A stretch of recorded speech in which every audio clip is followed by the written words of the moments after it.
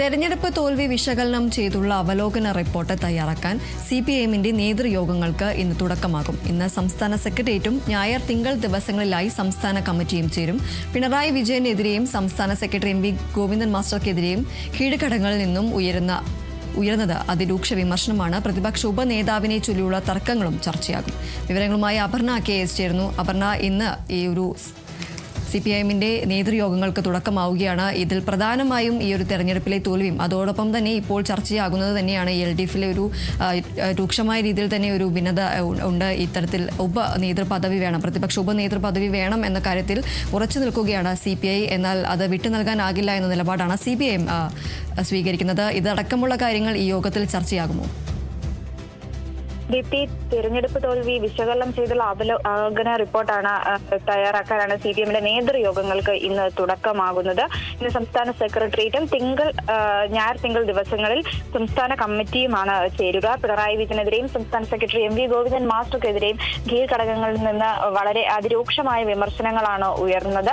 നമുക്ക് ഒക്കെ അറിയാവുന്നതുപോലെ തന്നെ ഈ കഴിഞ്ഞ തിരഞ്ഞെടുപ്പിൽ LDFിനെ സംബന്ധിച്ച് CPIഎമ്മിനെ സംബന്ധിച്ച് വലിയ ഒരു തോൽവിയാണ് അവർ നേരിട്ടത്. അതിനെതിരെ തന്നെ വളരെയേറെ വിമർശനങ്ങളും കീഴ്ഘടകങ്ങളിൽ നിന്ന് തന്നെ ഉയർന്നിരുന്നു. അതായത് പാർട്ടി അണികളെ ഒത്തുചേർത്ത് കൊണ്ടുപോകുവാൻ ഇത്തരത്തിൽ സാധിച്ചില്ല. കൂടാതെ തന്നെ ഇത്തരത്തിൽ രക്തസാക്ഷി ഫണ്ട് അടക്കമുള്ള കാര്യങ്ങൾ തെരഞ്ഞെടുപ്പിൽ പ്രതികൂലമായി ബാധിച്ചു എന്ന കാര്യങ്ങളെല്ലാം തന്നെ ഏരിയ കമ്മിറ്റി യോഗങ്ങളിലടക്കം തന്നെ ഉയർന്നു വന്ന വിമർശനങ്ങളാണ്. ഇതൊക്കെ തന്നെ വിലയിരുത്തിക്കൊണ്ടാവും ഇന്നത്തെ സെക്രട്ടേറിയറ്റിൽ റിപ്പോർട്ട് തയ്യാറാക്കുക.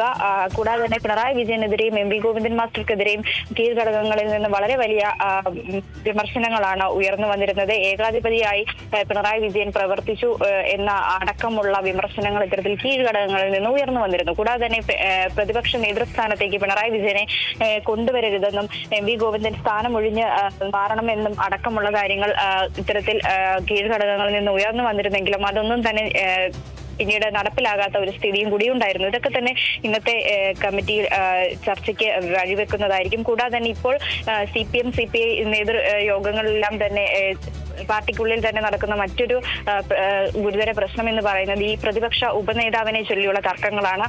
ഇരു കക്ഷികളും തങ്ങളുടെ നിലപാടിൽ ഉറച്ചു നിൽക്കുന്ന ഒരു സ്ഥിതി തന്നെയാണ് ഇപ്പോൾ ഉയർന്നു വന്നുകൊണ്ടിരിക്കുന്നത്. അപ്പോൾ ഈ കാര്യങ്ങളെല്ലാം തന്നെ ഇന്നത്തെ യോഗത്തിൽ ചർച്ചയാകും.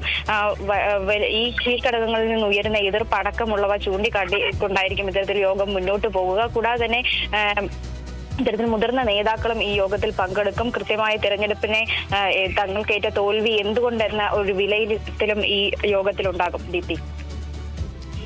ശരി, എന്നാലും തെരഞ്ഞെടുപ്പ് തോൽവി വിശകലനം ചെയ്യുന്നതിനുള്ള അവലോകന റിപ്പോർട്ട് തയ്യാറാക്കാൻ CPIഎമ്മിന്റെ നേതൃയോഗങ്ങൾക്ക് ഇന്ന് തുടക്കമാവുകയാണ്. ഇന്ന് സംസ്ഥാന സെക്രട്ടേറിയറ്റും ഞായർ തിങ്കൾ ദിവസങ്ങളിലായി സംസ്ഥാന കമ്മിറ്റിയും ചേരും. പിണറായി വിജയനെതിരെയും സംസ്ഥാന സെക്രട്ടറിയായ MV ഗോവിന്ദൻ മാസ്റ്റർക്കെതിരെയും കീഴ്ഘടകങ്ങളിൽ നിന്നുള്ള ഉയർന്നത് അതിരൂക്ഷമായ വിമർശനം തന്നെയാണ്. അതോടൊപ്പം തന്നെ പ്രതിപക്ഷ ഉപനേതാവിനെ ചൊല്ലിയുള്ള തർക്കങ്ങളും ഈ യോഗത്തിൽ ചർച്ചയാകാനുള്ള ഒരു സാധ്യതയാണുള്ളത്. അപർണ KS ആണ് വിവരങ്ങൾ നൽകിയത്.